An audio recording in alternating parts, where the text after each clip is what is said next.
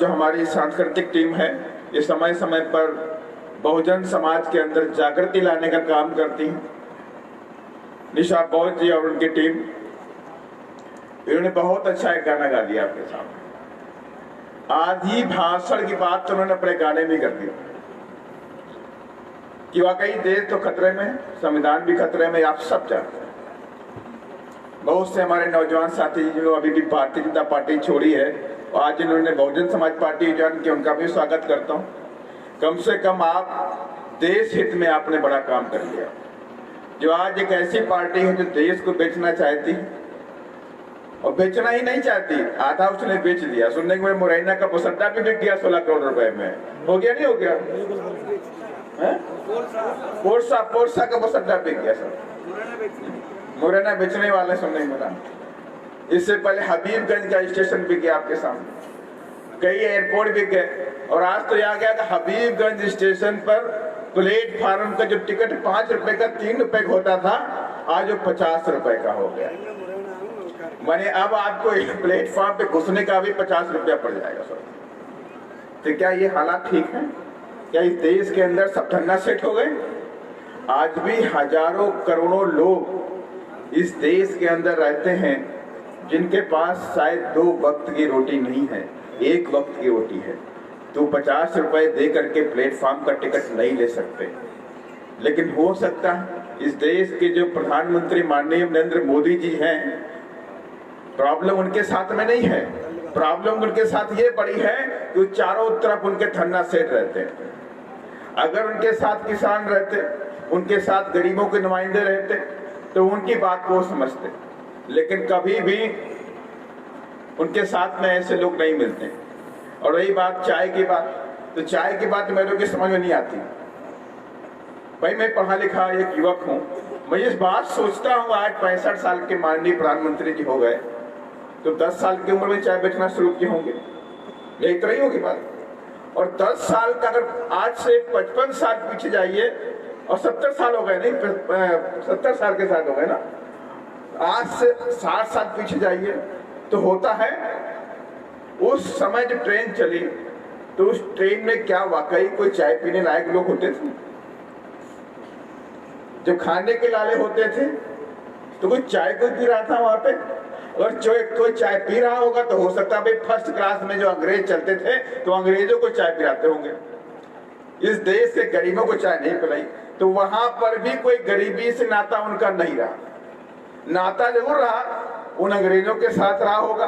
बड़े बड़े राजा महाराजा उस ट्रेन में बैठते होंगे, वो टी बोलते होंगे, टी पिलाते होंगे उनको। लेकिन इस देश का उस वक्त जो नील की खेती करते थे, जो उनके पास खाने के लालच उनके पास नहीं था, वो लोग इस देश में चाय नहीं पी रहे थे ट्रेनों के अंदर।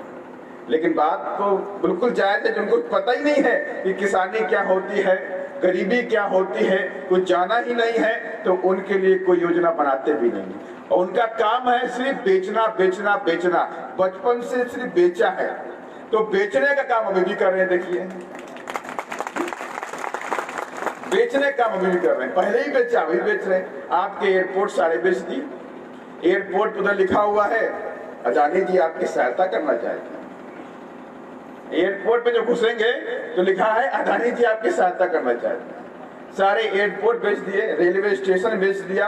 अभी बजट जो पास हुआ उसमें कहा बैंकें बेच देंगे, बैंकें बेचने की प्लानिंग में आ गए। LIC को बेच देंगे, BPCL को बेच देंगे। और इसके बाद सबसे बड़ी बात एक और कहा कि हम बैड बैंक बनाएंगे। क्या बोले? हम बैड बैंक बनाएंगे। भाई बैड बैंक का आइडिया बड़ा अजीब सा है, किसने दिया कौन जाने वो जाने। इसका मतलब ये हो गया कि जो बड़े बड़े धंधा से, छोटे मोटे व्यापारी बात नहीं कर रहा हूँ, छोटे मोटे व्यापारी तो बेचारे कैसे जी रहे हैं वो खुद जान रहे हैं, कैसे उनका व्यापार चलता है, कैसे अपने परिवार पालते हैं, कैसे अपने उनके जो काम करने वाले लोग होते हैं उनको तनख्वाह देते हैं, वो खुद जानने कितनी परेशानी से निकल रहे हैं। लेकिन बड़े बड़े धंधा से उनकी संपत्ति दुगनी हो रही है, हर महीने एक नया रिकॉर्ड बना रही है कि इतनी हो गई, इतनी हो गई, इतनी हो गई। तो इसके मतलब क्या हो रहा है इसके अंदर? ऊपर से उनके लिए ही सारे प्लानिंग की जाती है, सारे काम उन्हीं के सारे किए जा रहे हैं। आप धन्ना सेठ सब्सिडी जो कुछ बचा नहीं है सब खरीद चुके हैं। पहाड़ उन्होंने खरीद लिए, कोयले के पहाड़ खरीद लिए, गैस खरीद ली उन्होंने, बीएसएनएल को बीमार कर दिया। बीएसएनएल जो भारत की नवरत्न कंपनियां थी, हम सब लोग पढ़ते थे कि भाई हम लोग, हमारे पास भी नवरत्न है। जैसे पहले राजा महाराजाओं के पास नवरत्न थे, अकबर के पास नवरत्न थे, तो ऐसे कहते थे भारत के पास भी नवरत्न है। माने कि बीएसएनएल है, एचपीसीएल है, ओएनजीसी है, gas off authority India limited हो गया, बीआरबी और ईआईएल हो गया, इस तरह से एनटीपीसी हो गया, ये हमारे नवरत्न है। माने कि नवरत्न के मतलब ये हो गया कि ये जितनी पब्लिक सेक्टर कंपनियां हैं, ये सरकारी कंपनियां हैं। ये सरकारी कंपनी के मतलब होता है देश की जनता की गाढ़ी कमाई से बनाई गई कंपनी। समझ गए बात को? ऐसा नहीं है, यहाँ जितने भी लोग बैठे हैं उनके पैसे से वो बड़ी बड़ी कंपनियां और बैंकें बनाई गई।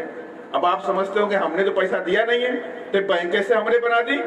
ऐसा नहीं है, आप जो भी इस देश में खरीदते हैं, कपड़े से लेके कफन तक, खाने से लेके पीने तक, फोन से लेकर रिचार्ज तक, जो भी आप इस दैनिक जीवन में उपयोग करते हैं, उस सब के ऊपर आप टैक्स दे रहे हैं। टैक्स दे रहे हैं, कहीं जीएसटी दे रहे हैं आप, कहीं रिचार्ज के ऊपर कराएंगे 100 रुपए का तो उसमें 70-72 रुपए की टॉक टाइम मिलेगी, 30 रुपए टैक्स लग गया। मोबाइल खरीद रहे हैं, उस पर टैक्स लग गया 18% का। आपने टीवी खरीदा, फ्रिज खरीदा, उस पर भी 18%। माने अगर 10,000 रुपए का आपका फ्रिज है तो